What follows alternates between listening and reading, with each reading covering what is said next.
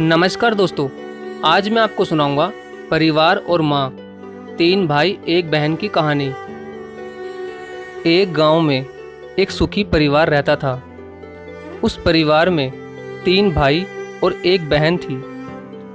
उनके माँ बाप उन चारों से बेहद प्यार करते थे, मगर बीच वाले बेटे से थोड़ा परेशान थे, क्योंकि बड़ा बेटा पढ़ लिख कर डॉक्टर बन गया और छोटा बेटा भी पढ़ लिख कर इंजीनियर बन गया था।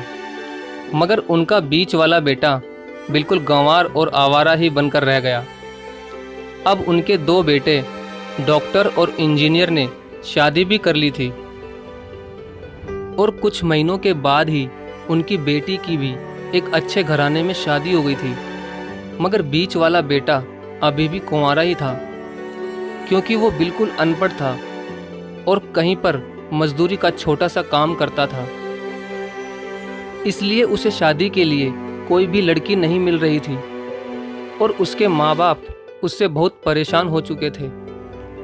अब जब भी उसकी बहन अपने मायके आती तो पहले वो अपने डॉक्टर और इंजीनियर भाइयों से मिलती थी, मगर बीच वाले भाई से वो बहुत कम मिलती थी, क्योंकि वो उसे ज़्यादा पैसे नहीं दे पाता था।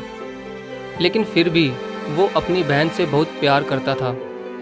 अब उनके पिताजी की बीच वाले बेटे की शादी किए बिना ही मृत्यु हो गई। उनकी माँ ने सोचा कहीं अब किसी के मुंह से बंटवारे की बात ना निकले, इसलिए अपने ही गांव की एक सीधी सादी लड़की से अपने गंवार लड़के की शादी करवा दी। शादी होते ही ना जाने क्या हुआ। अब उसका अनपढ़ बेटा पूरा मन लगाकर काम करने लगा और पहले से कहीं ज़्यादा मेहनत भी करने लगा। अब तो उसे कोई भी दोस्त बुलाने आता तो वो उसे यही कहता था कि भाई, पहले तो मैं जैसे तैसे अकेला कमाकर खा लेता था, मगर अब मेरी शादी हो गई तो मुझे अपनी पत्नी के लिए भी कमाना पड़ता है, और कल को आने वाले बच्चों के लिए भी तो कुछ जोड़ना ही पड़ेगा। इसलिए दोस्त, अब मैं तेरे साथ नहीं घूम सकता। ये कहकर उसका गंवार लड़का सीधा अपने काम पर निकल जाता है। अब उसके दोनों भाई डॉक्टर और इंजीनियर आपस में ये बात करते हैं कि हम दोनों तो उस गंवार से कहीं ज़्यादा पैसे कमाते हैं, इसलिए हम सब घर और ज़मीन का बंटवारा कर लेते हैं और उस गंवार से अलग हो जाते हैं, क्योंकि अब वो हमारे बराबर कभी भी नहीं कमा सकता। इसलिए उन दोनों भाइयों ने अपनी माँ के लाख मना करने के बावजूद भी बंटवारे की तारीख तय कर दी, और उन्होंने अपनी बहन को भी बुलवा लिया और अपने गंवार भाई से भी कह दिया कि आज तुम अपने काम पर मत जाना, क्योंकि हम सब आज घर और ज़मीन का बंटवारा करेंगे। उसी वक्त उसकी बहन भी आ जाती है। तभी उसका गंवार भाई कहता है कि तुम लोग बंटवारा कर लो, मुझे जो भी देना हो दे देना, मैं शाम को आकर अंगूठा लगा दूंगा। तभी उसकी बहन कहती है, अरे बेवकूफ़, तू तो अनपढ़ ही रहेगा, जमीन का हिस्सा तो आमने सामने बैठकर ही होता है। तभी उसके दोनों भाई भी बीच वाले गंवार भाई को उल्टा सीधा कहते हैं। तब उसकी माँ भी उसे कहती है कि बेटा, आज तू काम पर मत जा, बंटवारा तेरे सामने ही होगा तो ही अच्छा है।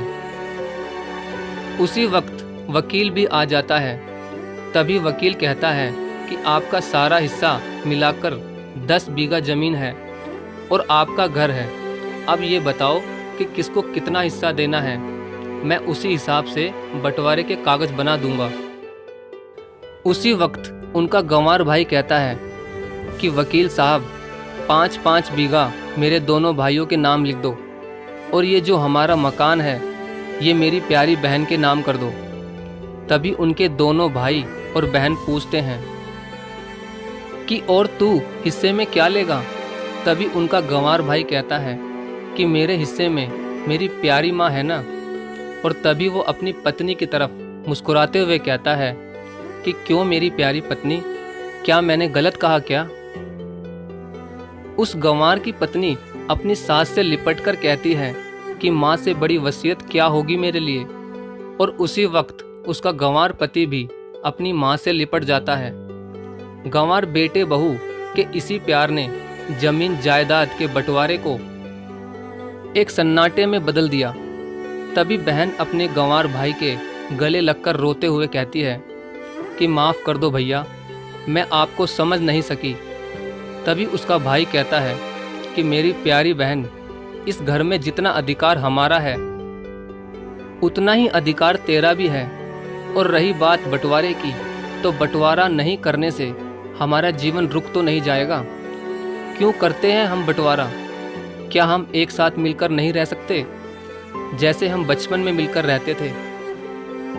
एक साथ मिलकर रहने को ही तो कहते हैं एक अच्छा परिवार, और उस अच्छे परिवार को संभालती है एक माँ। तभी उसके दोनों भाई भी बहुत शर्मिंदा होते हैं और वो बंटवारे के सभी कागज फाड़कर फेंक देते हैं। और उस दिन के बाद से ही उनका पूरा परिवार खुशी खुशी एक साथ ही रहने लगा। तो दोस्तों, ये थी परिवार और माँ की एक सच्ची कहानी। अगर आपको वीडियो अच्छी लगी हो तो प्लीज़ वीडियो को लाइक और शेयर ज़रूर करें। धन्यवाद।